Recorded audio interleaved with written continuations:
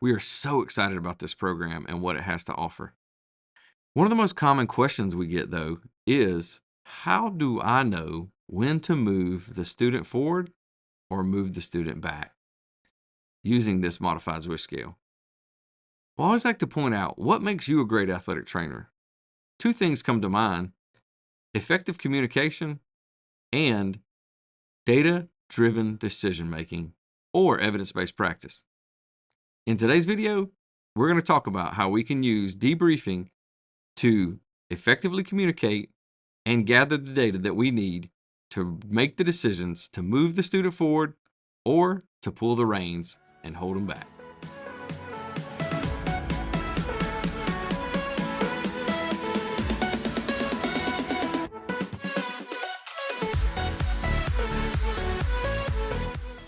Athletic training preceptors, we thank you. Thank you so much for returning to these modules, investing in yourself and your students to better their experience and make them more equipped for clinical practice. In today's video, we're going to talk about debriefing and how that can be the key to decision making in their progressively autonomous experiences. We're going to talk about strategies of debriefing, structures of debriefing, and some tips and tricks that you can use to help sneak this in along the way.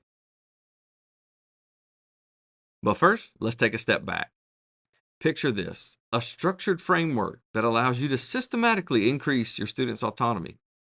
From show and tell to supervision only, the modified Zwisch scale is the roadmap that we laid out recently for you to help students in more progressively autonomous experiences.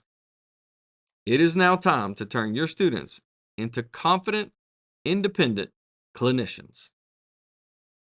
But the big question is, how do we know when to progress or regress? The $1,000,000 question. How do we know when to push our students forward or pull them back? And the answer is very simple: debriefing. It's like having a crystal ball that reveals your students' readiness for the next challenge. Debriefing isn't just a fancy word, though. It's the cornerstone of experiential learning or clinical experiences. It's where the magic happens. By facilitating reflection and analysis, you're not just teaching, you're transforming your students into critical thinkers and skilled clinicians. You're bridging the gap between the classroom knowledge and the clinical decision making. So what we're saying is debriefing plus that modified Zwisch scale equals success. But let's take a peek at each level and the debriefing process. So as we look at the show and tell level, the focus here is understanding observations and their rationale. Some key questions that we might ask is, what did you notice about the technique that I used? Or why do you think this approach was chosen? When we look at the active help, our focus is addressing initial attempts and challenges. Some of the key questions that we may ask is, what was the most challenging part of the task that we had to do? How can we improve your technique? As we journey into the passive help, we start exploring their decision-making process more. Some key questions that we might ask: walk me through your thought process. Show me what you were thinking. Where did you feel the most confident or uncertain? And finally, as we journey into supervision only, here we're assessing their readiness for independence. Some questions that we may have are, how prepared do you feel for independent practice? Or what areas, if any, do you feel you need support or to retrain yourself on? By incorporating debriefing into your preceptor process, you'll become the architect for your students' growth. You'll assess their performance objectively, you'll encourage their self-reflection, and you'll collaboratively set goals with them. You're not just teaching at this point, you're empowering your student to take control of their own learning. All right, let's break this down a step further. After each debriefing process, you can use this chart to help you make decisions. Notice the student performance, the debriefing outcome, and your decision on autonomy. This helps to give a structured framework and give you that evidence that you need for whether to move them forward, maintain that level, or regress. Pause the video and study the chart. To effectively implement debriefing into your practice, you need to create a safe space, a supportive environment. Maybe wait till the encounter's over or remove them from the location where the original encounter happened. Use consistent structure, whatever works for you and your student. Ask the questions you always asked, the hows, the whats, the whys. Use Socratic questioning, open-ended questions that help them create clinical reasoning and explain why they arrived where they did, even if it's wrong. Provide specific constructive feedback. Don't beat around the bush. Talk directly to what it is that they need to fix or do better. Encourage your student to self-assess. Have them reflect. Heck, maybe we can even reflect in the process. I know what you're thinking. You don't expect me to debrief every single time we have some patient encounter, right? Every time they tape an ankle, every time they put a Band-Aid on, every ice bag they make. What do you expect? I get it. There are challenges. In real life, there are challenges. And one of the biggest challenges you've already overcome. That's showing up. You're here. And while we're here, let's make the best of it. Debriefing is going to make it better. And let's not forget, before you were a preceptor, well, you're an athletic trainer. And overcoming obstacles, that's nothing new to you. Remember this, debriefing is going to give you the best evidence on moving this student forward or holding them back. But let's look at some challenges and some solutions for implementing debriefing. The first challenge, the undisputed champion of the world, time. You can't get it back, and there's a limited amount of it. We are busy. How do we work this into our busy schedule? Well, we can do a mini debrief. Find moments to sneak in along the way after those encounters. Or maybe even wait like a physician at the end of the day instead of dictating notes.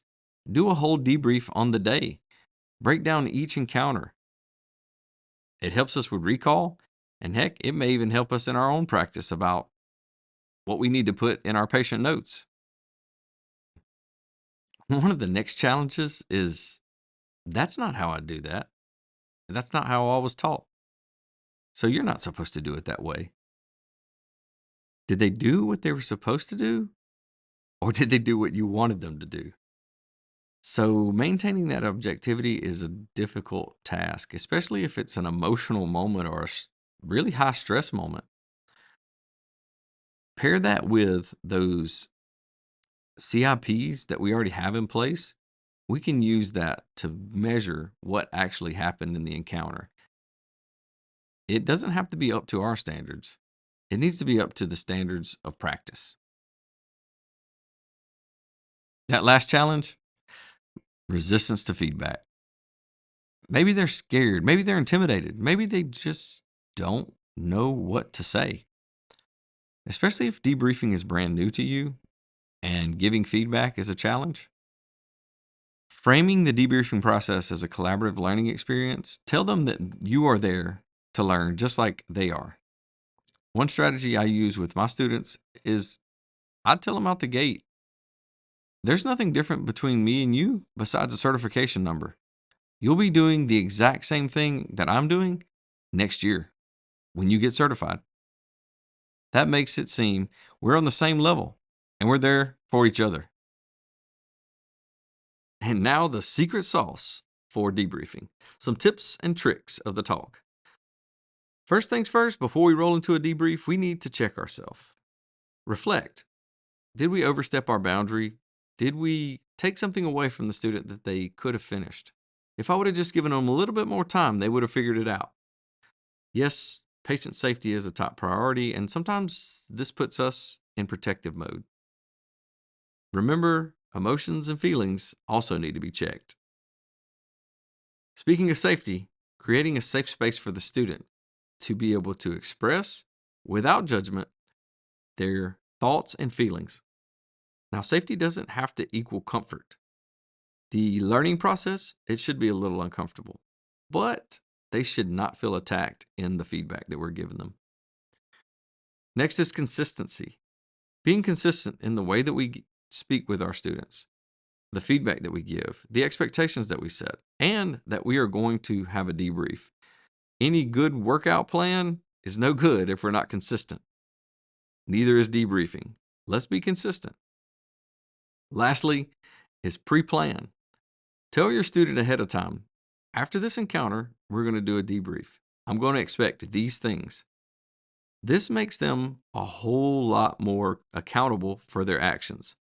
They may even have to practice some metacognition. There you have it. Effective communication and evidence-based practice wrapped up in debriefing. The power is now in your hands. By integrating debriefing into your practice, you're not just teaching, you're inspiring, empowering, shaping the future of athletic training. Every debriefing session is an opportunity to make a lasting impact on students and our profession.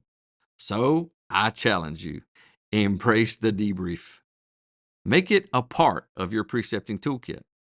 Watch as your students grow, learn, and transform into the confident, skilled athletic trainers our profession needs. This paired with the modified Zwisch scale is wonderful. The future of athletic training is bright, and it starts with you, right here, right now.